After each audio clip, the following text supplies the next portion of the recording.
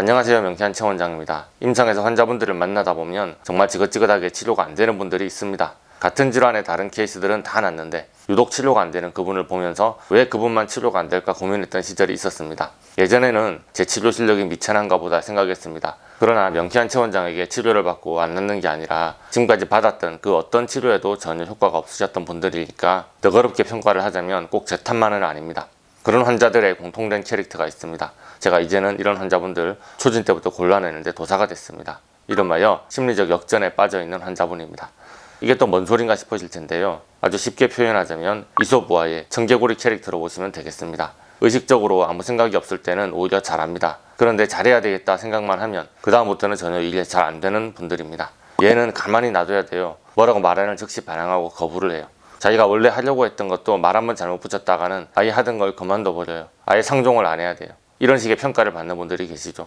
의학적으로 심리적 역전에 빠져 있는 분들, 정말 너무너무 낫고 싶어 하지만 간절히 낫고 싶어 하면 할수록 절대로 낫지 않습니다. 정말 살 빼고 싶어요. 그런데 살 빼려고 노력하면 할수록 살이 쪄요. 맞자마자 갑자기 누군가 생각납니다. 혹시 여러분이 오늘 이 영상의 주인공이신가요? 오늘 도대체 이게 뭔지, 왜 이렇게 되는 건지 실체를 공개해 볼까 합니다. 이런 분들의 공통적인 특징이 있습니다. 본인이 원하는 것과 본인이 무의식적으로 원하는 것이 서로 다르다는 겁니다. 임상에서 만나는 심리적인 역전 사례를 말씀드려 볼게요. 다이어트 실패 확률 100%인 분입니다. 저를 찾아와서 이렇게 말씀하세요. 원장님, 이게 사람의 몸이 아니잖아요. 고등학교를 졸업하고 10kg 찌고 대학 졸업하고 10kg 찌고 직장 옮기고 10kg 쪘어요. 다이어트요, 다 해봤죠. 할 때마다 살짝 빠지는 듯 했다가 원래 몸무게로 돌아가기 무섭게 더 쪄버려요. 식이요법 다 해봤고 다이어트 약 다 먹어봤고 다이어트 주사 맞아봤고 지방 흡입을 해봤어요. 남들은 다 효과를 본다는데 저는 효과는 전혀 없고 요요가 심하고 부작용만 엄청나요. 살 빼려다가 이제는 몸이 만신창이가 됐어요. 원장님은 뭔가 특별한 해결책이 있으신가 싶어서 왔어요. 자, 그런데 이분의 무의식은 전혀 다른 말을 합니다. 남자들의 시선이 두렵습니다. 특히 성적으로 바라보는 시선이요. 남자와 정서적으로 육체적으로 친밀한 관계를 가진다고 생각하는 것조차 소름 돋고 불편합니다. 그냥 남사친이라고 해도 남녀관계에 친구가 어디 있나요? 언젠가는 성적으로 접근해 오지 않을까요? 내가 이렇게 뚱뚱하면 남자들이 나를 쳐다보지 않을 것 같아요. 내가 만약 날씬하고 매력적이라면 나는 내 몸을 훑고 지나가는 온갖 남자들의 시선을 견딜 수 없을 것 같아요. 상상만 해도 머리털이 쭈빗 서는 것 같아서 소름 돋아요. 원인을 모르게 아프신 난치병 환자분의 사연을 들어보겠습니다. 원장님, 몸이 너무 아프고 괴롭습니다. 그런데 아플 만한 원인이 없다고 합니다. 검사 결과는 깨끗해요. 다 정상이라는데 이 병원 저 병원 의사 말이 다 달라요. 병원에서 하자는 대로 이것저것 각종 치료를 받아봤지만 전혀 차도가 없어요. 나도 아픈 것이 이제 지긋지긋합니다. 나 때문에 이렇게 병원에 매여 있는 가족들에게 너무 미안해요. 와이프가 너무 안쓰럽습니다. 나을 수만 있다면 무엇이든지 하겠습니다. 어떻게 하면 되겠습니까? 그런데 무의식적인 심리 상태는 전혀 다릅니다. 나는 사랑받고 싶습니다. 관심을 받고 싶습니다. 가족들이 나를 염려해주는 것이 위로가 됩니다. 내가 아플 때마다 가족들은 나를 걱정해주고 나를 위해 눈물을 흘려줍니다. 내가 아프지 않았다면 내 와이프는 나를 돈 벌어다 주는 기계로 여겼을 것이고 딸들은 나와 눈도 한번 마주치지 않고 자기들 인생을 살기 바빴을 겁니다. 나는 돈이나 벌다가 소모품으로 버려진 것 같습니다. 내 가족이 나에게 이렇게 관심을 보이고 내 감정과 기분에 집중해 준 적이 일평생 단 한 번도 없습니다. 나는 아프고 나서야 내가 사랑받고 있구나 느끼고 있어요. 나는 아픈 게 좋습니다.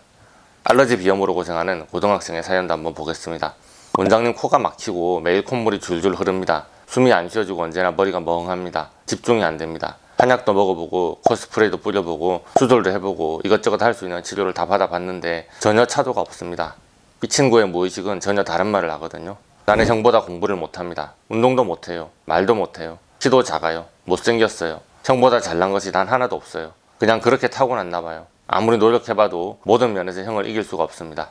지금은 엄마도 아빠도 내가 몸이 아프고 허약해서 공부도 운동도 제대로 못한다고 생각합니다. 그러나 내가 몸이 다 나으면 모두들 알게 될 겁니다. 어차피 몸이 아프지 않았어도 나는 뭐 하나 잘하는 게 없어요. 바보 병신이에요. 내 인생은 폭망이에요. 태어나지 말았어야 했어요. 차라리 지금처럼 많이 아픈 게 낫습니다. 아파서 그렇다고 핑계라도 될 수 있으니까요. 자, 이렇게 무의식의 깊은 곳에서 저런 생각을 하고 있으니 치료가 잘 될 수가 있을까요? 그런데 문제가 있습니다. 본인이 무의식적으로 그런 생각을 하고 있다는 사실을 본인이 잘 모른다는 거죠. 그저 자기가 왜 그런 행동을 하는지도 모르면서 치료가 잘 되지 않을지만 골라서 하고 치료가 잘 될 만한 병원은 가고 싶어 하지 않고 무의식적으로 자기 파괴적인 생각과 행동을 반복합니다. 낫고 싶어 하는데 절대 낫고 싶어 하지 않는 이 심리적 역전을 어떻게 끊어내느냐가 오히려 치료의 관건이 됩니다. 자, 그렇다면 명쾌한 최원장은 이런 케이스의 환자분들을 어떻게 치료할 수 있을까요? 심리적 역전 상태에 있는 환자분들의 경우 긍정적인 감정에 알레르기 반응이 있습니다. 쉽게 말해 행복, 사랑, 부우, 명예, 건강, 성취, 능력, 이상, 기쁨, 만족 등의 알레르기가 있습니다. 그래서 긍정적인 감정 상태에 있는 본인 자신을 매우 불쾌하게 여깁니다. 부정적인 상태에 있는 자기 자신에게 편안함을 느끼죠. 뇌의 감정 회로가 꼬여있는 상태입니다. 청개구리식으로 반응하는 것이죠. 그래서 이분들께 정직하게 말씀드리는 것이 별로 효과가 없습니다. 이런저런 방법으로 얼마든지 치료할 수 있습니다. 나을 수 있으니 걱정 마시고 스트레스 받지 마세요. 일주일에 2번씩 오세요. 뇌의 감정 회로가 꼬여있는 분께 이렇게 객관적으로 파악해서 정직하게 상담한다면 환자분들의 반응은 뻔합니다. 이 치료가 뭔가 이상해. 이런 치료 나는 처음 들어봤어. 이 치료법이 그렇게 대단하면 남들도 다 따라하고 벌써 큰 병원 차렸겠지? 동네 코딱지만한 한의원을 내가 어떻게 믿어? 종합병원에서도 치료를 못하던데? 이 환자는 심리적 역전 상태에 있기 때문에 건강한 본인 자신에 대해 알레르기가 있습니다. 그래서 제가 치료에 대한 희망을 주고 격려를 한다면 무의식적으로 거부감을 느낍니다. 치료를 거부하거나 치료를 시작한다고 해도 차도를 느끼지 못할 가능성이 높습니다. 이건 평생 안고 가는 병입니다. 낫는다고 기대를 하면 안 돼요. 지금까지 여기저기 병원 많이 다녀보셨죠? 치료받고 낫던가요? 안 나았죠? 그냥 나빠지지만 않아도 다행이라고 생각하고 사세요. 오늘 치료는 진행을 할게요. 다음 치료를 할지 말지는 다음 내원 때 보고 결정할게요. 이렇게 한번 꼬아서 상담을 해줘야 심리적 역전 상태에 있는 뒤틀린 감정이 위협받지 않습니다. 그리고 원장님 잘 좀 부탁드립니다 라는 인사와 함께 치료를 시작하게 됩니다. 뭐 이런 경우가 있나 싶으신가요? 아니요, 많이 보셨을 텐데요. 말만 살짝 바꾸면 어디서 많이들 보던 캐릭터 아닌가요?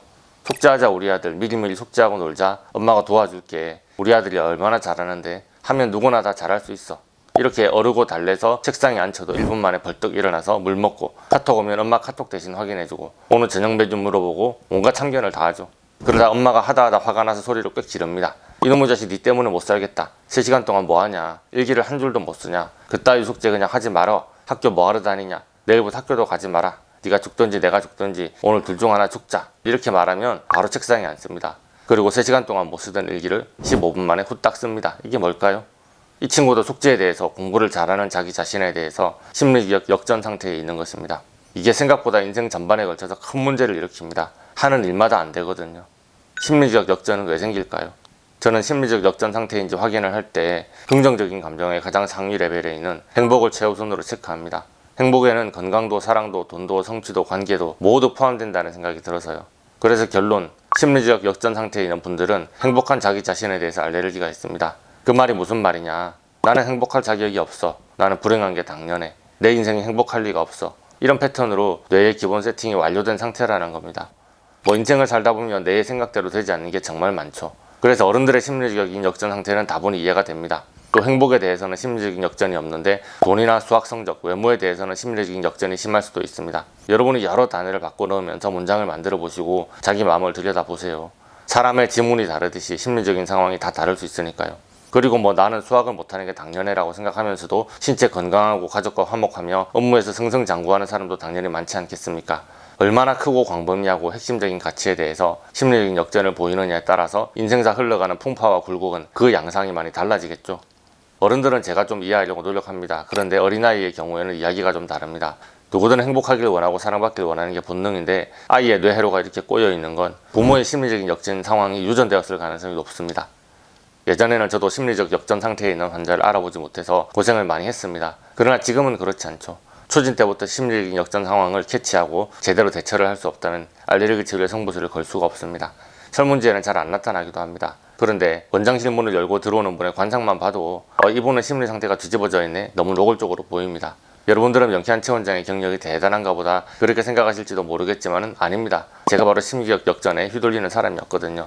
제가 그 구렁텅이에 빠져 있을 때는 전 해결책을 찾을 수가 없었지만 빠져나오고 보니 나오는 길이 훤히 보이는 것 뿐입니다. 그래서 내 감정 회로도 꼬아서 똑같이 맞대응하는 일반적인 방법으로는 이 사태가 해결되지 않습니다. 명쾌한 체원장의 명쾌한 해결법, 다음 영상으로 다시 찾아뵙겠습니다. 아마도 명쾌한 체원장의 알레르기 인생 이야기로 답을 드려야 될 것 같은데요. 다음 이야기가 궁금하시다면 좋아요, 구독, 알림 설정 눌러주시고요. 내가 바로 심리적 역전의 주인공이다 댓글 달아주세요.